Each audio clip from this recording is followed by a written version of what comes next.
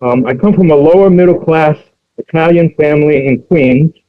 I went to Catholic high school.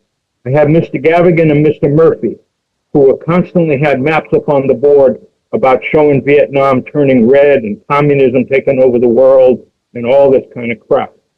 And I believed it. I believed it whole hog, and I ended up working for a politician named Goldwater, Barry Goldwater. He was the Donald Trump of his day. And I worked for him after high school trying to get him elected when he ran for president in 1964. And I was filled with all of this bullshit, pardon the language, that I got from the cowboy and Indian movies, which is what we called them when I was growing up, which basically were all about the genocide of the native peoples as all these settlers moved west in order to expand the country. And the other thing that influenced me greatly was every war film that I could get my hands on about World War II, Korea, World War I, all of the films that you see on Turner Classic Movies now. That's the films that I grew up on and really bought that kind of outlook that what America was doing in the world was definitely good.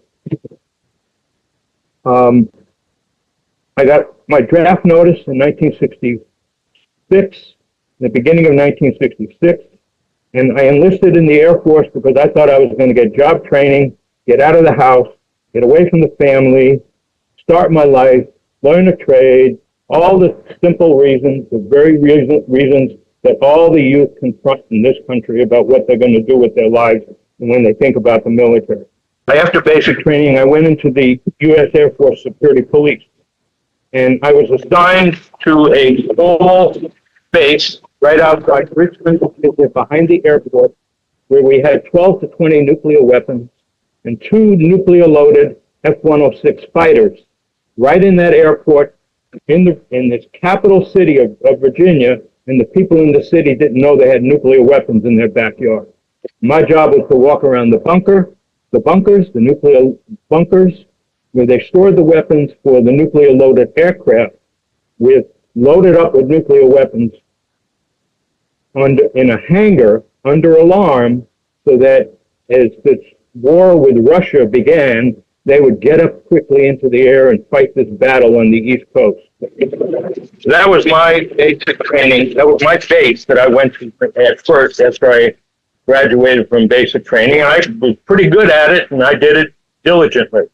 But I volunteered to go to Vietnam because I thought at my age, and at this time in history, I could not be part of the war that my generation was fighting. So like millions of others, and 3 million of us went to Vietnam, and I was very much in line with everybody else, and I went to Vietnam, and I thought I could not, I was completely innocent, or not innocent, I was completely within the bag of believing in all this American history and everything that it stood for. I was there about 30 days, and in that time, I mainly worked on bunkers and towers on the perimeter of the base, with facing outward so that to see if the Vietnamese liberation forces were going to attack our base. And one of those bunkers I was on was called the 051 bunker. And in that bunker, the reason why it was called 051 and its history is it is actually a French bunker from the time when France occupied Vietnam. And so I was on that bunker several times.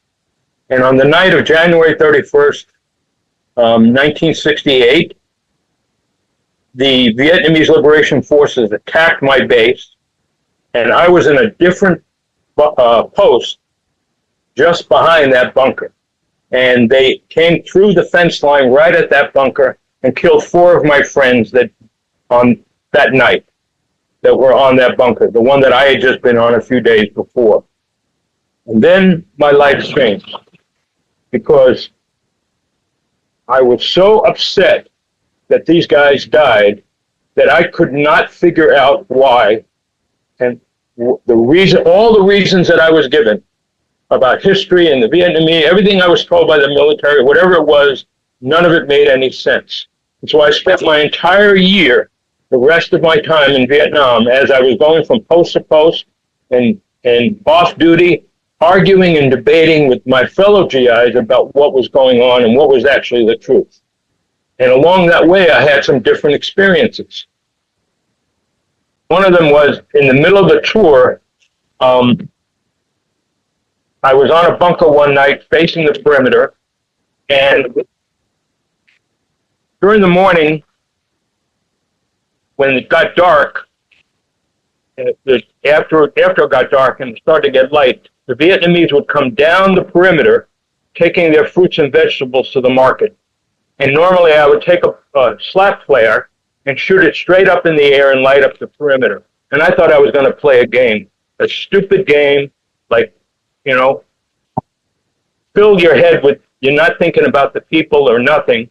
And I took that slat flare and I shot it straight out, and it went over and almost killed an old man and a boy taking their fruits and vegetables to market. And that shook the daylights out of me. And after all these months of trying to debate about the war, I started to have, my feelings started to turn against it, and I decided I wasn't going to carry ammunition to post anymore. I was not going to be part of, you know, I wasn't going to kill anyone. I didn't believe it anymore. I wasn't going to kill anyone. I stopped carrying ammunition.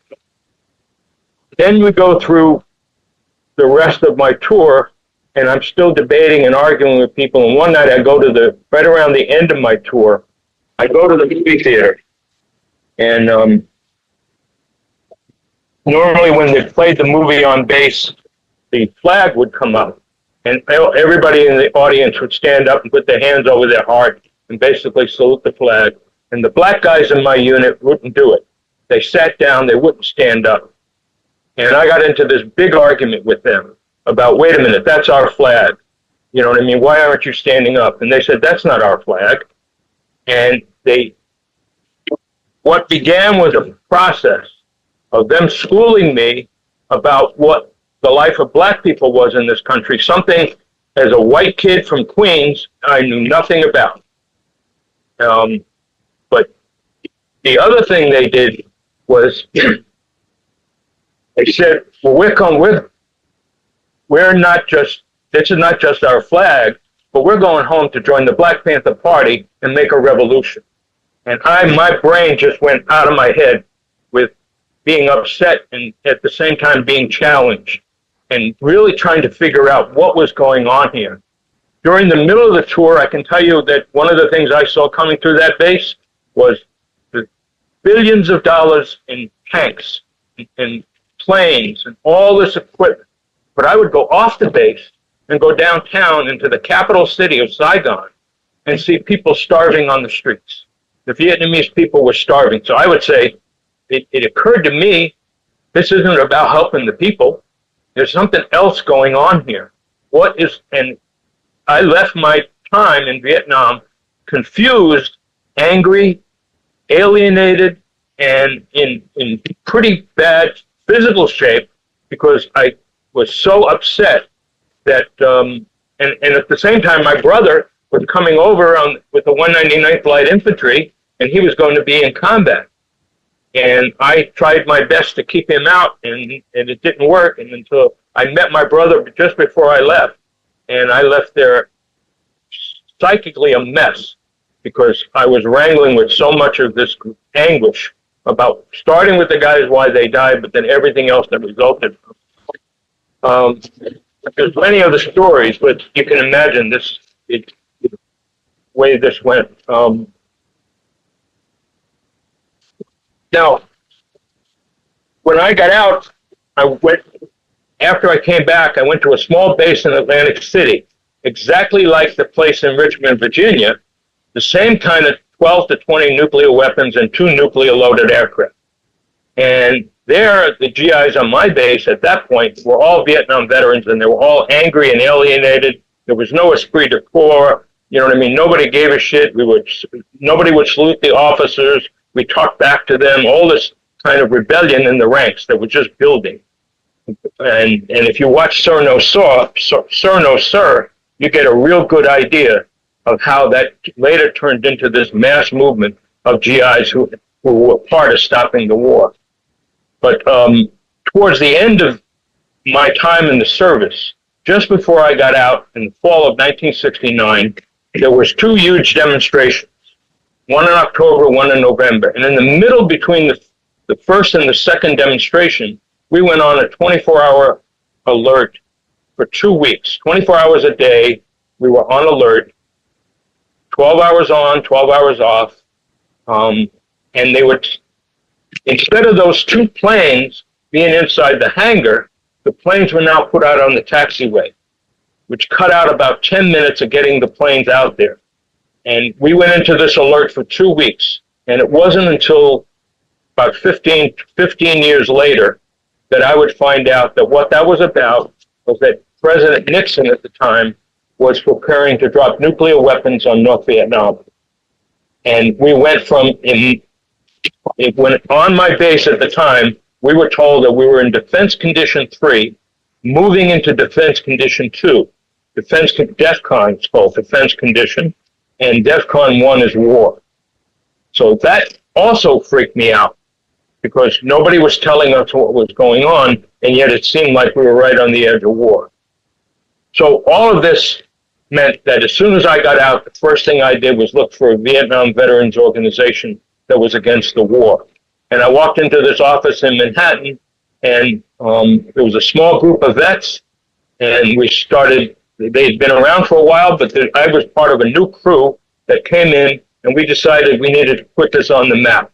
We needed to take this small group of vets and turn it into something else. Rather than just going around and holding up banners, we needed to do something else. So the first thing we did was we had a simulated search and destroy mission, which meant we dressed up in fatigues, carried toy weapons, went out to suburban Morristown, New Jersey, and marched from Morristown, New Jersey to Valley Forge, Pennsylvania, through these little towns and villages, going into their town square, and along with some artists, some theater artists, in the town square, or at the library, or at the bus station, mock killing and raping the people in that town. And we handed out a leaflet saying, this is what we did every day to the people of Vietnam. It's up to you to stop it. So that was the first thing we did. And we marched to Valley Forge, and a whole demonstration occurred after that. The second thing we did was, there was a big trial going on in this country around that village called My Lai, where Americans had killed over 500 people, just massacred women and children in that village. And there was a trial of one lieutenant, and they were putting him on trial to make an example of him. And we knew that that was a lie. We know he did it. He was in charge of it. He agreed. He supported it. He was a genocidal racist. But we knew that this kind of stuff happened every day. So we organized 125 combat veterans and put on something called the Winter Soldier Investigation. The last thing we did when I was in the Vietnam Veterans Against the War, the most important thing that we did afterwards, after the Winter Soldier Investigation, was we organized about 1,000 veterans to go to Washington, D.C. and camp on the Mall and in a demonstration called Dewey Canyon 3. And the whole idea was we were going to lobby Congress and do a symbolic demonstration at the end where we took our medals and put them into stage blood and did all the symbolism of rejection. The problem was is that after lobbying these congressmen in 1970, at this demonstration, we came to the conclusion that these people knew exactly what they were doing. They didn't want to hear from us. They were supporting the war. That changed the demonstration. So instead of putting the medals in stage blood, we organized and we marched up on the Capitol and threw our medals back at the Capitol. And you can watch some of those footage on YouTube of veterans throwing their medals away and denouncing the government and how we had been trained.